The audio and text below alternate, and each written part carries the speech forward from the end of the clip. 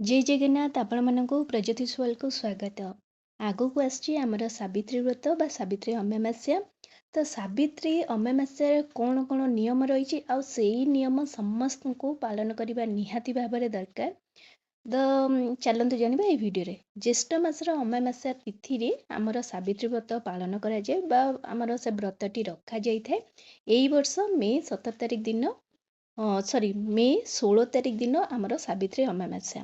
किंतु आपण मैंने तो जानते जे यही वर्ष मु पूर्व वीडियो कही जे यही वर्ष आमर जोड़ा ज्येष्ठ मास पड़ी। तो ज्येष्ठ मास जेहेतु जोड़ा मास बा मल मास आरंभ हो जाऊँगी।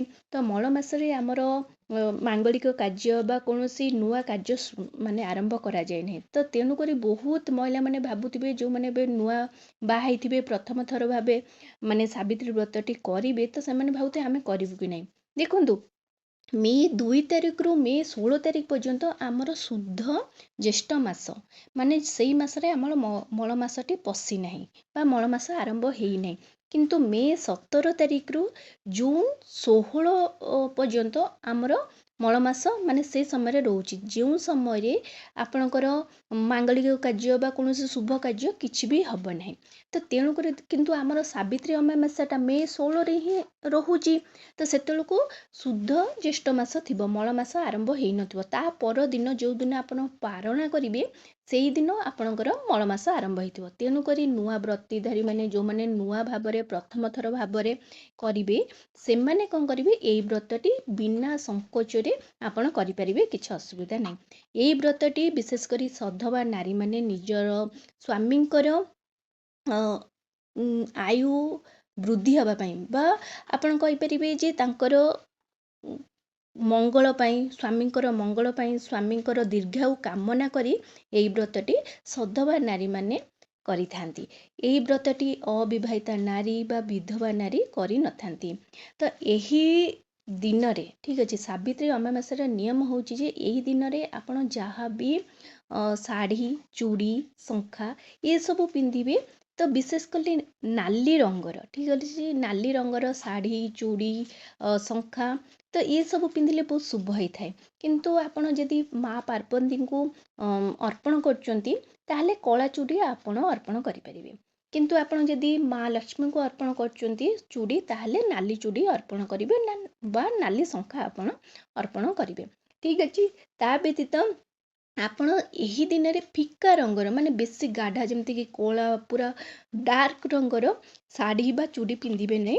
जी फिका रंग बा हल्का रंग उपरे पिंधिबे। आउ यही व्रत रे गोटे व्रत पूजा होता है। तो नाली रंगर व्रत आपण पूजा करेंगे और से 7टी गंठी देवे। 7टी गंठी रे सबू माने प्रत्येक गंठी रे आपण माँ लक्ष्मी नारायण नाम नेबे ना कि न जाने ओम लक्ष्मी नारायण नमः एति कही गोटे गंठी पकेबे। एमती करी 7टी गंठी पकेबे। पूजा शेष हो सारा पर आपण कौन करेंगे डाहाण हाथ में सेटा पिंधिबे। आ तापर दिन आपण कौन करेंगे जिते आप स्नान कार्य सारी नित कम सारी आपण ठाकुर पूजा शेष कर सारापर आपण कौन करेंगे से व्रतटी उजेई देवे। यही व्रतटी आपण क्या पूजा करेंगे को देवादेवी को पूजा करेंगे माँ लक्ष्मी को पूजा करेंगे ना माँ लक्ष्मी को सहित प्रभु नारायण को पूजा करें देवी सावित्री को पूजा करें माँ पार्वती सहित प्रभु महादेव को मध्य आपण पूजा करें।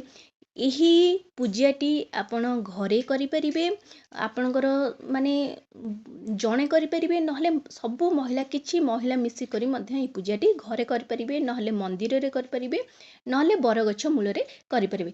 आपणकर जहाँ भी पूर्वर चली आसी आप शाशुघर जहाँ भी चली आसी आप अनुसार आप मंदिर रे जातु घरे जातु जो पूजा कर पूजा करें। ता व्यतीत आप जमराज को चाहिए जदि आप स्वामी दीर्घ कामना करें यही पूजाटी करें।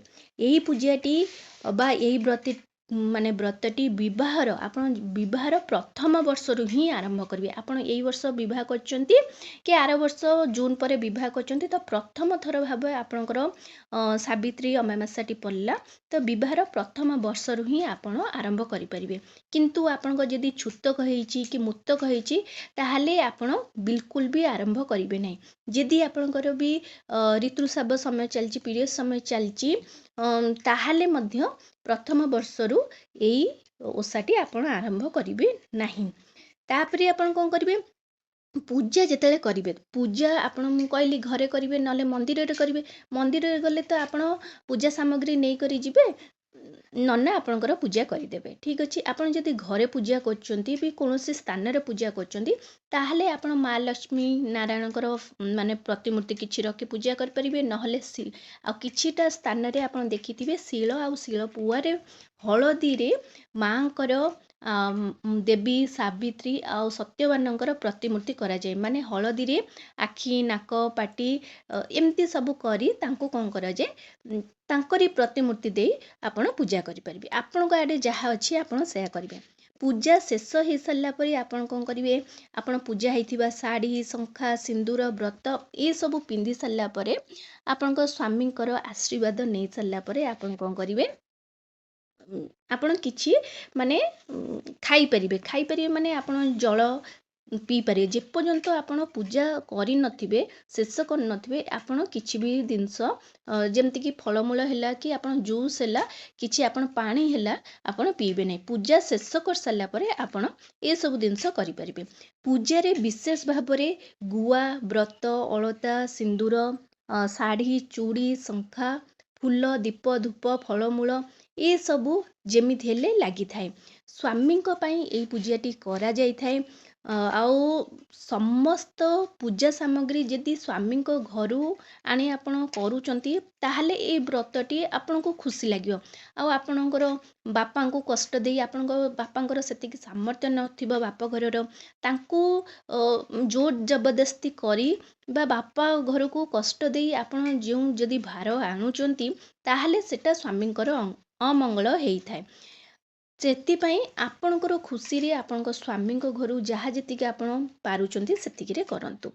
ଆଉ ଏହି ଦିନ କେବଳ ସ୍ୱାମୀଙ୍କର ପାଦ ଧୋଇଦେବା ବା ସ୍ୱାମୀଙ୍କୁ ମାନେ ପୂଜା କରିବା, ସେଇଟା ବଡ଼ ଜିନିଷ ନୁହେଁ।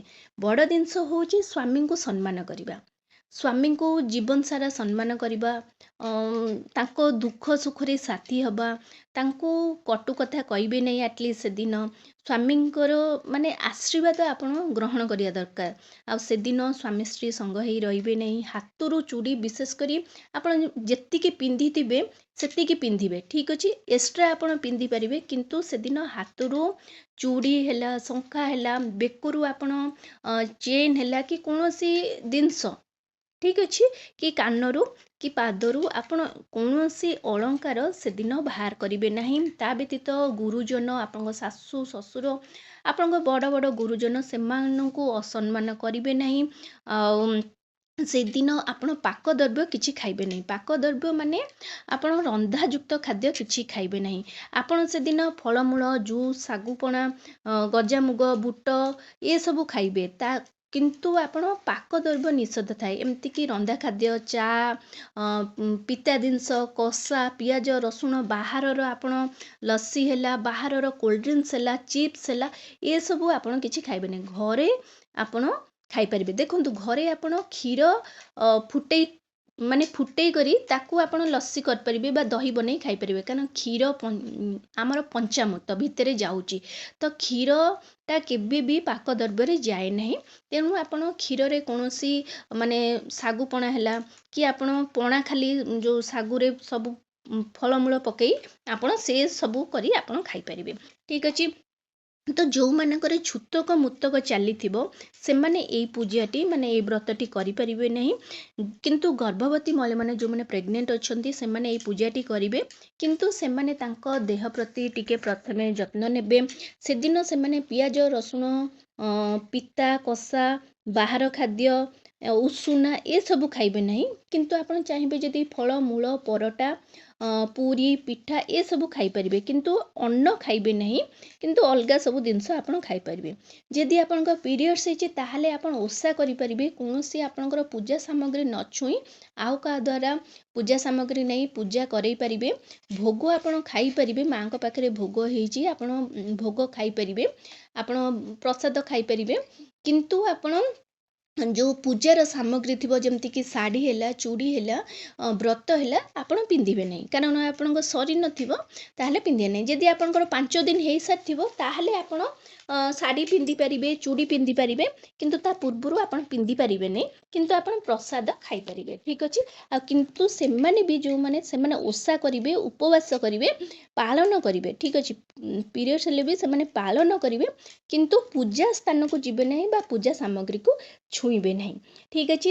ତା ବ୍ୟତୀତ ଆପଣ ଏଇସବୁ ଜିନିଷ ଆପଣ କରିବେ କେଉଁଦିନ? ସାବିତ୍ରୀ ଅମାବାସ୍ୟାରେ। ସାବିତ୍ରୀ ଅମାବାସ୍ୟାରେ ଏଇସବୁ ମାନେ ନିୟମ ରହିଛି, ଯେଉଁ ନିୟମକୁ ଆମମାନଙ୍କୁ ପାଳନ କରିବା ନିହାତି ଭାବରେ ଦରକାର। କାରଣ ଆମେ ଆମର ସ୍ୱାମୀଙ୍କ ପାଇଁ ଏଇ ବ୍ରତଟି କରିଥାଉ। ଆଉ ଯେତେ ସଚ୍ଚୋଟ ମନରେ ଯେତେ ଭଲରେ ଆମେ କରିବା ତାଙ୍କର ମାନେ ତାଙ୍କର ସେତେ ବହୁତ ଭଲ ହେବ। ତାଙ୍କର ଭଲ ହେଲେ ଆପଣମାନଙ୍କର ବି ଭଲ ହେବ। ଆଶା କରୁଛି ଭିଡ଼ିଓଟି ଆପଣମାନଙ୍କୁ ବହୁତ ପସନ୍ଦ ଆସିଥିବ। ଯଦି ଆସିଛି ତାହେଲେ ଏ ଚ୍ୟାନେଲକୁ ଜଲ୍ଦି କରି ଲାଇକ୍ ସେୟାର ସବସ୍କ୍ରାଇବ୍ କରିଦିଅନ୍ତୁ। ନମସ୍କାର।